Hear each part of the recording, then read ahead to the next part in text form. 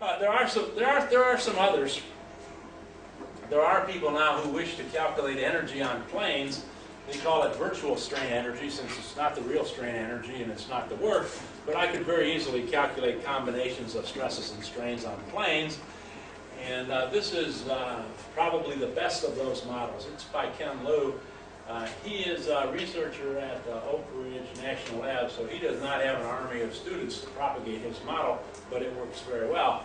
And he says, look, there's a virtual strain energy for the possibility of mode 1 cracks, and so he calculates the range of stress on normal stress and normal strain, and he finds the plane that has the maximum of that, and then he modifies it for how much ever shear is there, and you can write that out in terms of all the standard gauge material properties. And then he considers the possibility that cracks will happen in mode 2 instead, and in that case he said these things are driven by the shear stresses and shear strains, and so he figures out the maximum quantity here, and then he makes a modification whatever the normal strain is there. So it's just another step advanced. If you don't like to work with the simpler model, you can work with a couple of terms and so on. So there are a few of those around. So now it's time for quizzing again. I like my quizzes because I am an advantage. I know the answers. Also, as a professor, I am not bound by the facts. If I need to invent some new facts, it's okay. It's okay. I just finished reading the autobiography of Stephen Jobs. It's a very good read, and throughout the book, then they describe him as living in an altered reality field. You know, when he wanted something, they describe him as just being single-minded that he could have it. No matter how much he had to berate the employees and so on and so forth, you know, he just did it. You know, they have things, I don't know if any of you have read it, but they have things in there like, you know, he would go to the engineers and he would do something and he said, "This is just awful," and throw it and, you know, say, "I'll be back tomorrow." You know, and they were just expected to listen to his criticisms and do that. But that's why you have these slim little iPhones. You know, he just wouldn't accept that they could ever have a stylus. It must be like that. And he needed to find the right kind of glass, and no one made the glass. So he went to the head of the CEO of the company that made glass and said, "You can build one like this." And the guy said, "No, we can't." He just wouldn't accept no. He just wouldn't accept no. And they said, "Oh, well, yeah, there was this patent we got many years ago that might work," or something like that. And that turns out to be this scratch-resistant glass. So it's fabulous, right? So I want to live in this altered reality state. So unfortunately, I can't. So, you know, you all will ask me for data, so I like these quizzes to see how well you're doing. So imagine that I have just a tube that I can test in torsion, and I test it, and I choose a strain level, or maybe I choose more than one strain level, and I can think about where all the stresses are, and so I just make diagrams similar to these, and so I've already made them for you, and I can look at where I expect damage to occur. Right? And now, suppose I take this bar, which I am loading in torsion, and now I simply add a tension mean stress here. What happens to the lifetime? Longer, shorter, or about the same? Based on all of our discussions and models. What do you think? So I'm just cycling this now, and I just add a tension load to here, static tension load. How many think longer? Shorter? About the same. How many are sleeping? Too tired to raise your hand. You know, maybe there are some other choices. Yeah. Well, let's look at what happens. And so we have to build up a strategy, and so we've already been working with our strategy. Right? What our observations and what the models tell us. So, I don't know the answer to this yet. Why don't I know the answer?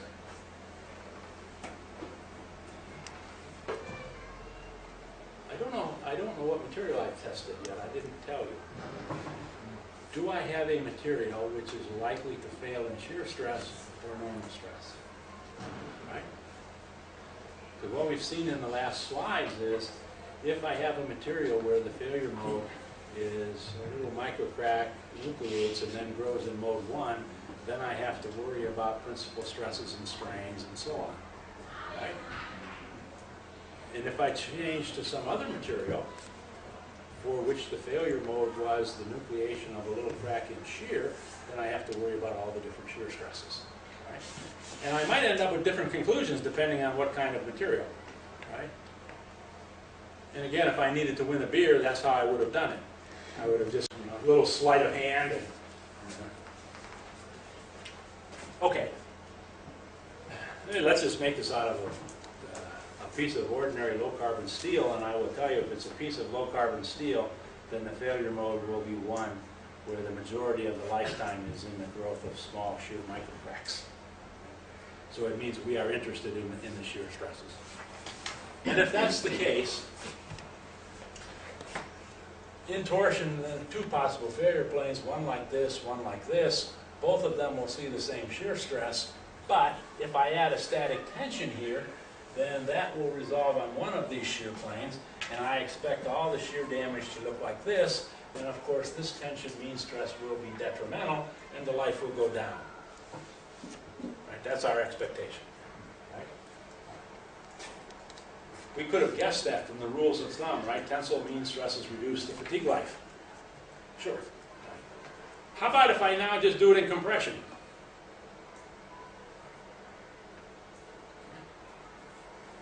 If tension mean stresses reduce the life, what about compression? Longer, shorter, about the same. Why are you all so quiet? Remember, I told you I give quizzes for which you can look up the obvious answer on the graph, but not very often. So what is our strategy? So our strategy is fine. I want to know how do the different stresses combine and so on. So let's look at that.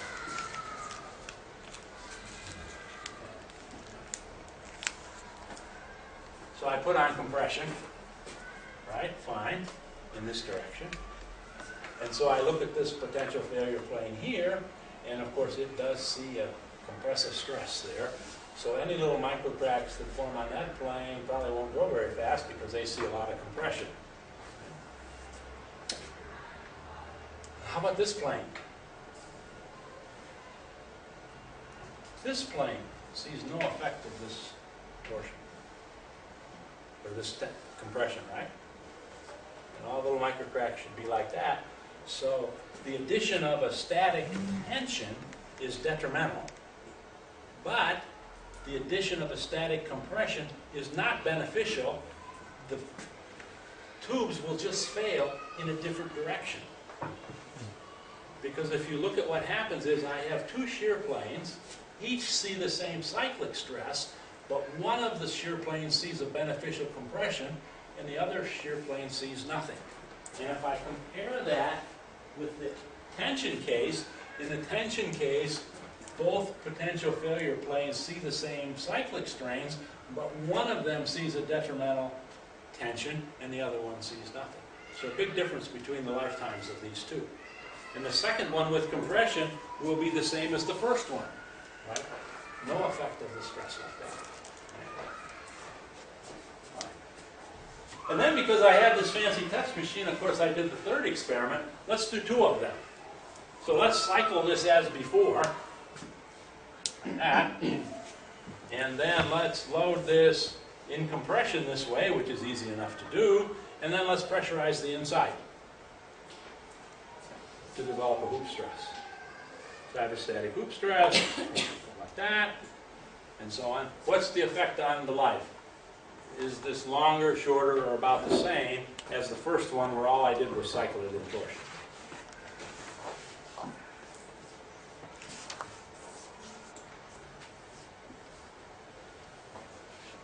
So I don't know, I have to look, right? So let's look at what happens.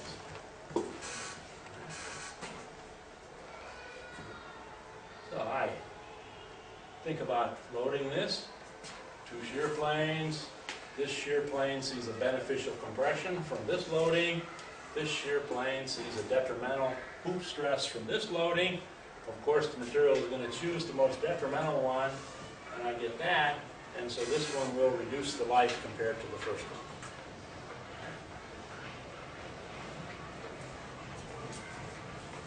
First of all, let me show you that it works. Right, this is an Inconel which fails in shear, and these are the average, I think, of 3 tests, but I'm not certain, it's 3 or 2 or whatever. Here are the shear strain ranges that were there. Here's the case in the beginning of the torsion test, and there's the lifetime. This is what happens if you put a tension mean stress on. The life goes down by a factor of 5 or thereabouts. This is what happens if you put compression on. Not much happens compared to the first one, just like we thought. And here's what happens in the other one with 1 positive, 1 negative. You can see this is detrimental, just like that one. Right? So the ideas do work. The ideas do work. But only if we knew that this failed in shear. Let's go back, and you can see the order, and let's redo the experiments, and let's do these with a very brittle material that the failure mode is mode 1.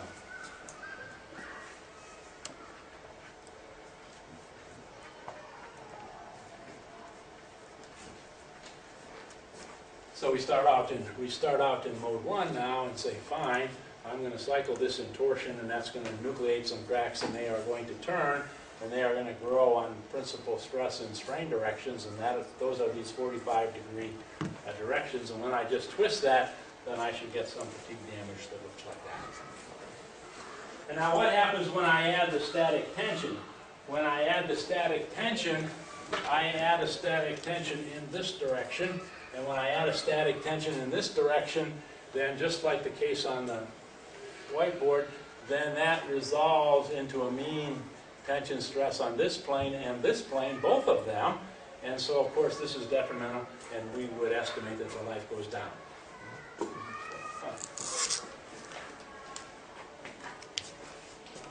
How about compression? Well, if we do compression, right, then it's going to resolve again on both planes.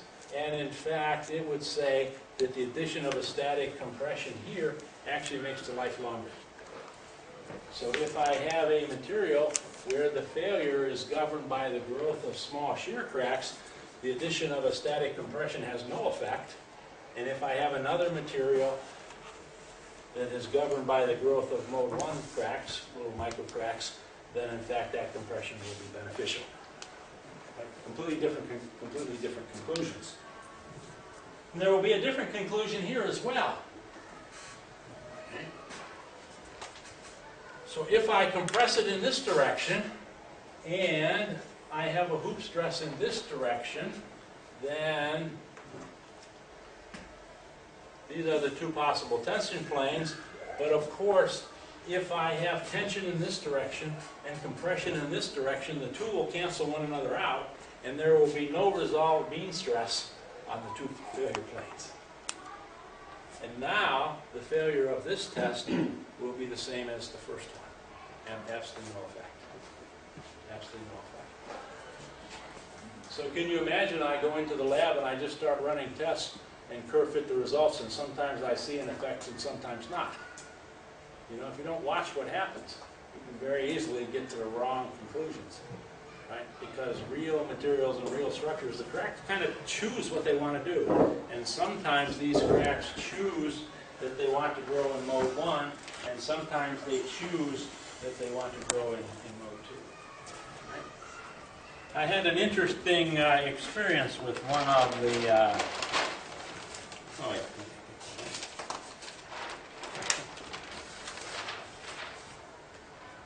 one of the diesel engine manufacturers came to see me, and they said, "We have trouble with our fuel injectors." And a fuel injector is essentially a tube, and then there's a funnel shape like this, and then of course a small hole here, a very small hole, a couple of 100 microns at the end, and then there's a plunger that comes down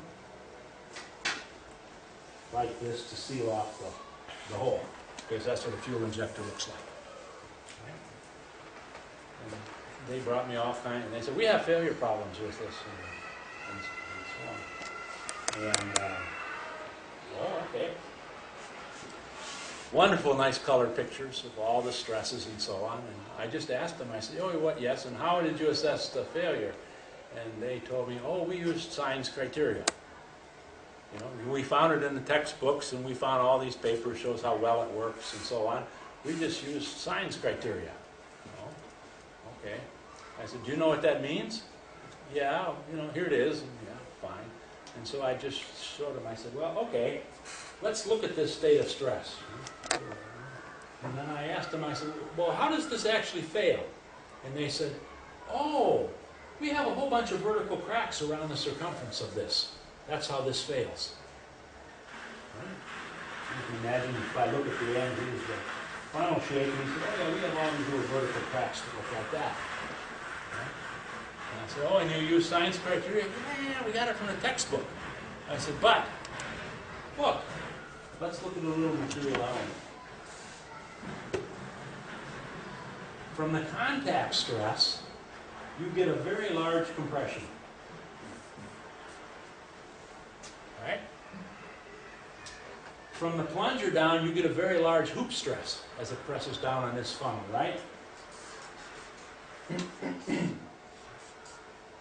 Do you really believe this detrimental hoop stress is overcome by this beneficial contact stress?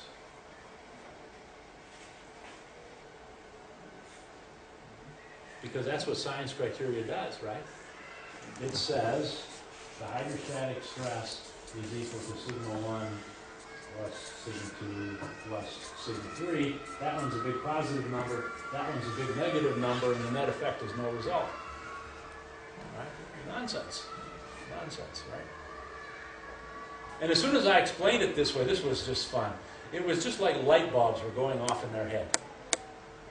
Because they said, well, of course the contact stress that presses down can't negate the fatigue damage in a different direction. You know, of course it can't do that. And I said, but that's what the criterias do. That's what the criterias do. And this is the problem with a lot of them. This is the problem. As soon as you get away from the tension and torsion of a tube, you can sometimes get really crazy results. Get really crazy results. Yeah, that was a fun one. That was fun. But you, of course, would get it right, wouldn't you? Because you now know that I have to consider what really happens, and I would consider the possibility of failures in the different directions, right? Because we know materials fail in multiple directions. And of course, if we have some experience, if I had ever seen a broken one like this, right, to know where the cracks formed, I would have known exactly what to do. And if you don't have a broken one, then you really have to consider the possibility that there will be some failures in different directions. Okay, so there's our data from that to show you that in fact it does work. So I want to talk about just the conclusions and then a few things on mean stress. So first of all, I would say that all the critical plane models correctly predict these kinds of results. And that's why these critical plane models are so popular these days. Second thing I would say, the hydrostatic models don't predict these results particularly well. And that's because, well, average doesn't break things, you know. Right. So just remember what average means, right? On average, he and I have the same amount of hair. On average, right? Together we are average. But in very different ways, right? Very different ways to make average. And that's the problem with the model, right? You have to know what to choose. Right? Choosing the average model probably is not so good. Right? Okay, I'd like to show that it really doesn't matter much what model you choose, so I made up a loading history, and so I made up a loading history where I pull it in tension, twist it, and then just push it back. That's a little triangle shape. Loading history. It doesn't matter which ones I do, which ones I do. Right? And then I try all the different models. Right? So some years ago I wrote up all my seminar notes in a book, and so these are the different equations from it. And there's all the different theories. and I just calculate what the life is, just to give you some idea what variation in lifetimes are for the different models. That's pure axial strain model, that's pure shear strain for the model, and there are all the different critical plane models. I would say that they're all pretty similar. There are some that do not work very well. This one doesn't work very well, right, from my friend Glinka, and that's because,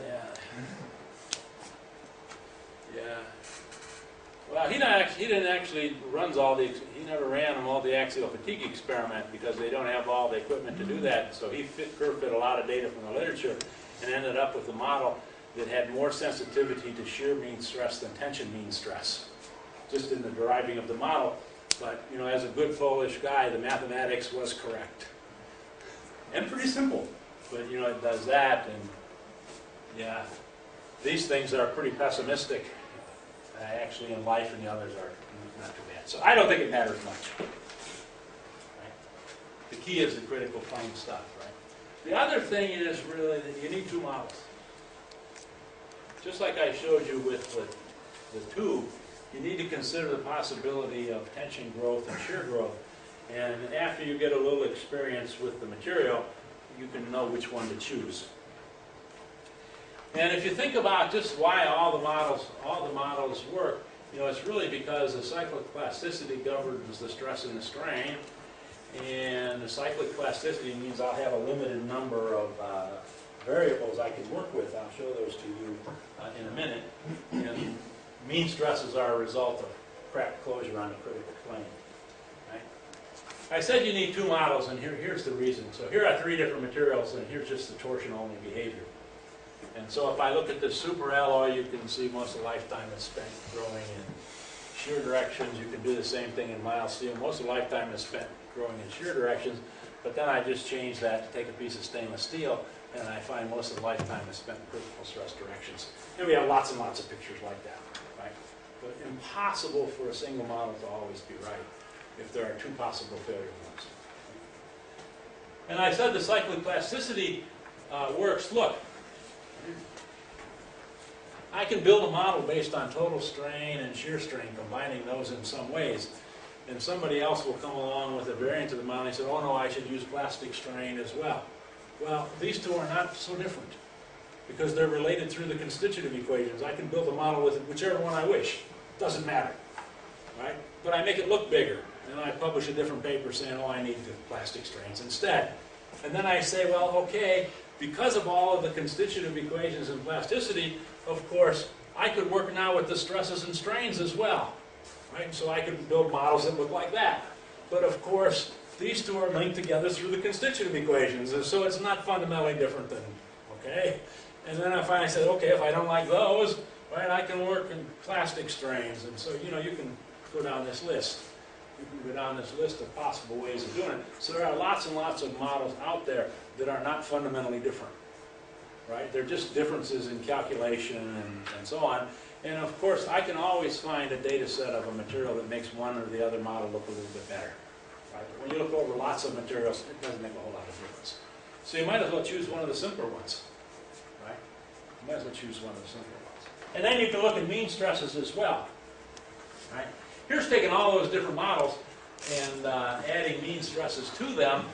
And so here's where it starts. You know, this was the Morrow model, and this is essentially the Goodman correction.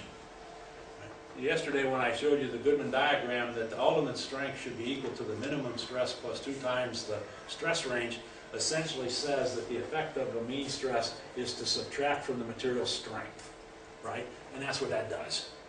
And that's pretty popular. And then you can look at, okay, there's the Brown and Miller stuff in it. And they essentially use the same mean stress correction from the uniaxial loading. The only difference is it has a 2 in here, and the 2 is in here because this is out in the shear stresses in it. So fine, so we do that. And you can do this one, sticks the mean stress in here. And this is the Smith-Watson topper, it sticks the mean stress over here. And you can take the lube stuff and you stick the mean stress out here. It's more convenient to do it than our ratio, right? In all of these, And in all of the mean stress effects, to my knowledge, there's not a single bit of theory behind any of them, right? They're all based on these hand-waving arguments we make. Okay, it must be opening the crack, so tension must be bad, and compression must be good, and we can scale this in some way. We can scale this in some way. Okay. Okay. So it's 12:30 and I am finished for the morning. Okay. So I am sure you are tired of listening. I am certainly tired of standing up here at this moment. And so we shall reconvene at, what is it, whatever time it says. 2 o'clock, 1 o'clock. We are having lunch here all together at 1 o'clock. Okay, so good. the idea is coming back at 2, basically. Okay, I mean, fine.